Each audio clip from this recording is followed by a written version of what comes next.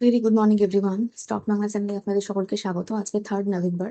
Nifty ফিফটির আজকের জন্য যদি সাপোর্ট লেভেলটা বলি 25,700-তে, 700-কে ক্রস করলে 25,500-তে মেজর সাপোর্ট লেভেল রয়েছে। আর উপরের দিকে 25,800-900 রেজিস্ট্যান্স, 26,000-এ মেজর রেজিস্ট্যান্স। এবার 26,000-কে ক্রস করে উপরের দিকে উঠে সেরকম পজিটিভ কোনো নিউজ আজকে নেই। এবার মার্কেট চলাকালীন কিছু এলে আলাদা কথা, কিন্তু এখনো পর্যন্ত সেরকম কিছু নিউজ নেই যে 26,000 লেভেলকে উপরের দিকে ক্রস করে ওঠে। ব্যাংক নিফটির ক্ষেত্রে 57,750-700 এই লেভেলগুলো সাপোর্ট লেভেল হিসেবে কাজ করছে। আর উপরের দিকে মেজর রেজিস্ট্যান্স রয়েছে 58,000-এ। সেন্সেক্স এর ক্ষেত্রে 83,900-800 এই লেভেলগুলো সাপোর্ট লেভেল হিসেবে কাজ করছে। 900 লেভেলকে মানে 900 লেভেলকে যদি ক্রস করে নিচের দিকে আসে 700 পর্যন্ত সাপোর্ট লেভেল রয়েছে। আর উপরের দিকে রেজিস্ট্যান্স রয়েছে 84,000, 84,200, 400, এগুলো মেজর রেজিস্ট্যান্স হিসেবে কাজ করছে। এবার গিফট নিফটির ক্ষেত্রে আজকে গিফট নিফটি সিগন্যাল দিচ্ছে ব্যাক টু পজিটিভ ওপেনিং এর। গ্লোবাল মার্কেট দেখলে সেখানে কোনো সিগনিফিকেন্ট চেঞ্জ কিছু না, মোটামুটি পজিটিভে ক্লোজ দিয়েছে। যারা গ্লোবালি একটা মানে ইউএস আর চায়না ট্রেড ডিল ঠিক মতো হওয়ার একটা মানে ইন্ডিয়ান মার্কেটের ক্ষেত্রে সেটা ব্যাড নিউজ, কিন্তু গ্লোবালি সেটা গুড নিউজই বলা যায়। ইউএস আর চায়না ট্রেড ডিল ভালো মতো হয়েছে এবং ট্রাম্পকে জিজ্ঞাসা করা হয়েছে কত নাম্বার দেবেন, তো উনি 12 আউট অফ 10 বলছেন, মানে খুবই ভালো ট্রেড ডিল গেছে। বেসন্ত এই উইকেই সাইন করবেন বলেছেন এবং ফাইনাল ট্রেড ডিল। তো ইন্ডিয়ান মার্কেটের জন্য খুব একটা গুড নিউজ নয়। প্লাস এই জন্য আমরা আগের দিন বেশ পড়তে দেখলাম মার্কেটকে। প্লাস আমাদের যে ট্রেড ডিল, ইউএস আর ইন্ডিয়া ট্রেড ডিল, সেইটার ব্যাপারে কোনো এখনো পর্যন্ত খবর নেই। সেটা হলেও তবুও একটা মার্কেটকে উপরের দিকে আমরা কিছুটা উঠতে দেখবো। এটার জন্য আমরা এফআইআই সেলিংও দেখে যাচ্ছি। মোটামুটি 7,000 কোটির কাছাকাছি সেলিং হয়েছে, তো সেটাও একটা ইন্ডিয়ান মার্কেটের জন্য খুব একটা গুড নিউজ নয়। তো এইগুলোই রয়েছে ইন্ডিয়ান মার্কেটে। আজকে দেখা যাক ইন্ডিয়ান মার্কেট কিরকম কি মুভমেন্ট দেয়। এছাড়া অটো সেক্টরের প্রতি আজকে ফোকাস থাকবে, কারণ সেলস ডেটা বেরিয়েছে। তো মাহিন্দ্রা অ্যান্ড মাহিন্দ্রার ক্ষেত্রে আমরা দেখছি 26% গ্রোথ সেলস এর ক্ষেত্রে বলছি। মারুতি সুজুকির ক্ষেত্রে 8.3% গ্রোথ, টাটা মোটরসের ক্ষেত্রে 10% গ্রোথ। সব ক্ষেত্রে গ্রোথ ডিউ টু জিএসটি আর ফেস্টিভ সিজনে প্রচুর সেল হয়েছে। মাহিন্দ্রা অ্যান্ড মাহিন্দ্রার ক্ষেত্রে যে এসইউভি, সেই সেলটা ওরা নিজেরাই বলছেন যে এক মাসে 31% আপ রয়েছে, গ্রোথ দেখা গেছে। তো ভালো রকম সেলস হয়েছে। মানে ডেটা খুব ভালো। তো অটো সেক্টর ফোকাসে থাকছে। এছাড়া আমাদের সেবি চেয়ারম্যান বলেছেন, মানে উনি বলেছেন যে we can't just shut down weekly expiries. তো এটা একটা গুড নিউজ। উইকলি এক্সপায়ারিজ পুরোপুরি বন্ধ হচ্ছে না, তো সেই জন্য আমরা জিরোধা, অ্যাঞ্জেল ওয়ান, বিএসই এগুলোকে আবার বাড়তে দেখছি। এর সঙ্গে সঙ্গে যদি আমরা বলি সিডিএসএল এর রেজাল্ট আমরা দেখেছি, যেটা এক্সপেক্টেড ছিল যে প্রফিট ফল করেছে 14%, রেভিনিউ ফল করেছে 1%।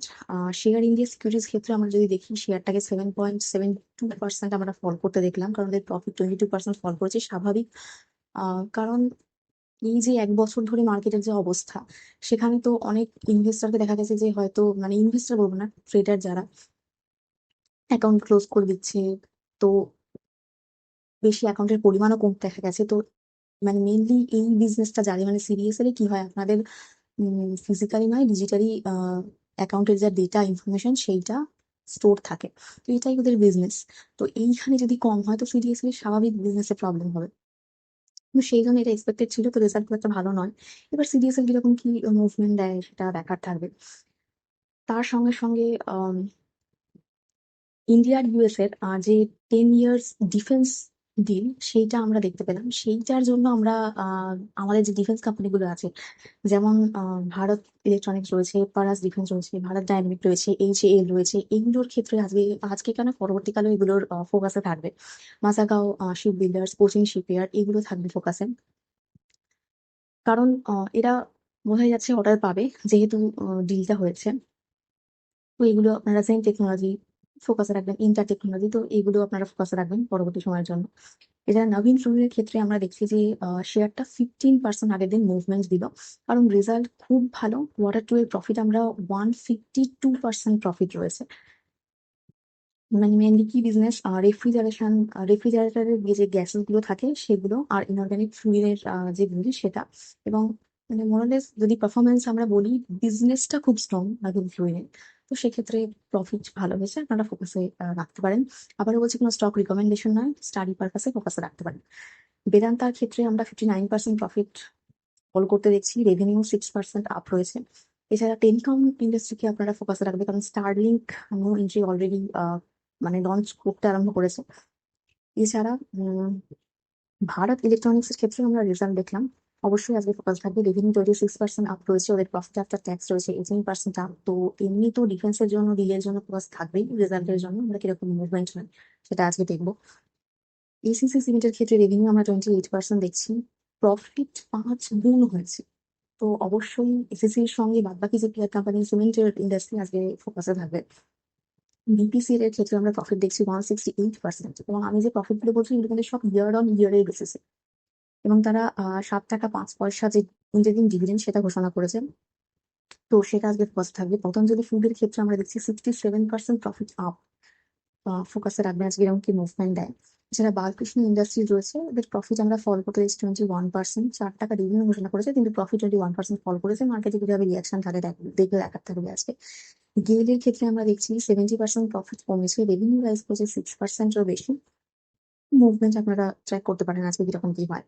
গোদরেজের ক্ষেত্রে আমরা দেখছি 6.5% নেট প্রফিট কমে গেছে, ডিভিডেন্ড 5 টাকা আরো ঘোষণা করেছে। তো আজকে মুভমেন্ট দেখার থাকবে মেনলি অটো সেক্টর, বাদ বাকি যে সেক্টর গুলো নাম বললাম সিমেন্ট সেক্টর, এগুলো দেখার থাকবে। তো ইন্ডিয়ান মার্কেটের ক্ষেত্রে আজকে সেভাবে কোনো পজিটিভ নিউজ যদি মার্কেট চলাকালীন না আসে, এরকম কি মুভমেন্ট, হ্যাঁ মানে মোটামুটি আমি এক্সপেক্টেড যে সাইড ওয়েজ মুভমেন্ট থাকার কথা। দেখা যাক কিরকম কি থাকে।